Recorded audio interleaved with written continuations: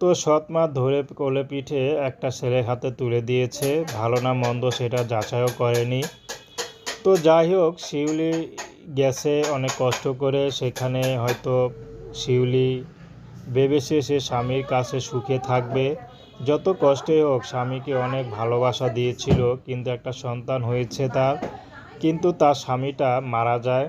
স্বামীটা ভালোবেসেছিল, শিউলি ভেবেছিল হয়তো সে স্বামীর ঘরে সুখেই থাকবে, কিন্তু স্বামীটা তার মারা যায়। তো তার কষ্টের আর সীমা রইল না। তো তার শ্বশুরবাড়ির লোকজন তাকে বের করে দেয় সন্তানসহ। তো তার এই পৃথিবীতে কোথাও যাওয়ার জায়গা নেই। তো শেষমেশ তিনি তার সৎমায়ের ঘরেই আসে। সৎমা তাকে খুব কষ্ট দেয়, জ্বালা যন্ত্রণা দেয়। তো এখন এই শিউলি ইউটিউবে এসেছে ভালো একটা জীবনসঙ্গীর আশায়, যে তাকে একটু ভালোবাসবে, ভালো রাখবে। সেই মানুষটি যেমনই হোক, যদি তাকে ভালোবেসে আপন করে নিতে পারে, যদি তার বয়স বেশি হয় বা বিবাহিত হয়, তাতেও কোনো